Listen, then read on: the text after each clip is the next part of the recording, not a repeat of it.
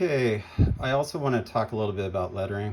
I picked up this Powerpuff Girls comic this last week. Overall it was a successful comic. I enjoyed it, and it kept the same spirit and creativity uh, of the cartoon by Craig McCracken. And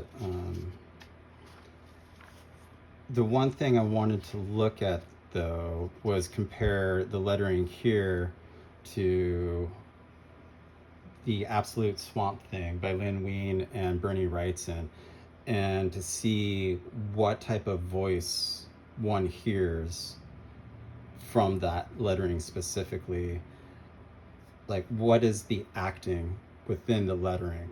Like the inflection, the tone of the voice, the emotion behind the voice. And here, because it is digital lettering, it is very, monotone. And I think overall the lettering works for this book. It's just something I've been interested in thinking about. I do enjoy this sequence where they go through the different ideal lives of the Powerpuff Girls. That, you know, keeps them preoccupied. So, what's his name? This dude can destroy the city. I forgot what this guy's name is. I just watched it every now and then. I'm not a, you know, don't know these characters by heart. Very fun. But yeah, this is nice. But anyways, even with this sequence, they are using slightly different fonts, at least in the beginning here. But again, the acting within this font is, monotone to me. And also the design of the placement of the words. And this is a problem with all digital lettering that I have. It's too even. It's all like, centered down, making sure it fits within this balloon. Like, I think this could be a little bit more interesting if, they could punch up that now, slightly move some of these letters around to give it a little bit more character and a little bit more nuance and individuality. And what I mean by that is, if you look at the Swamp Thing from the 70s, this is just one page. And I think this lettering has a lot of character and creates individual voices for each character, more or less. I mean, there's still, a uniformity to it too. So it's, they could push it more, but I think this is a real good, contrast between this lettering. And look at how beautiful that balloon is, and how this is organic and kind of forms its own design and shape. Same with here, and it's still readable, it still fits, and there's still character in there, and there's still, acting within the lettering, versus this for a splash page, versus that. I just think, this is something that people need to focus a little bit more on. Oh man, is this wobbly? I think my camera's still wobbly. I was trying to, fix that, but oh well.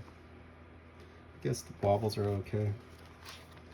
But yeah, so I thought that was like an interesting, comparison. Like, I'm gonna pick this up again. Like this versus this, and comparing it via the acting of the scene and that's being illustrated, and also the design of the artwork. So, and not to say that there can't be good digital lettering. I think Skybound, and I'm not saying that's bad digital lettering. I think it works perfectly for Powerpuff Girls. It's just something I noticed. And also, I do understand that with modern comics, there is an infrastructure to to get as many books done as possible, and that requires using digital fonts. So it is it is a different, you know, production model than it was in the 70s, obviously. But I think Skybound in general, I still haven't read this issue. Probably should read issue 1 first. But I think they do a relatively good job. Like, even with their digital sound effects, I've always, I think they always been impressed with how they do their digital lettering. Like, yeah, that's probably either a Blambot or a Comic Craft font, but it overall works. The placement's good, and it conveys the story. Here's another one.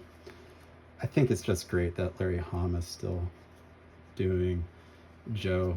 I think that's just so fantastic. I'm really impressed with what Robert Kirkman's doing with the Energon universe and just handling these properties. I'm a big Robert Kirkman fan. I think he's a great writer, and you know, I think he's, you know, doing it right. I assume that the Energon universe is Robert Kirkman, but I'm not seeing his name over here. This isn't the Energon universe, this is just Larry Hama. But the fact that Skybound is still doing it, along with their other Joe comics, I think is just fucking brilliant. Again, I think this is pretty good. I thought, like, Ultra Mega had particularly really good digital lettering in it, so I have to find that in my stack. So it's not to say that digital lettering can't be good. It can be good, and that's why I'm showing these. But I still think traditional lettering is better.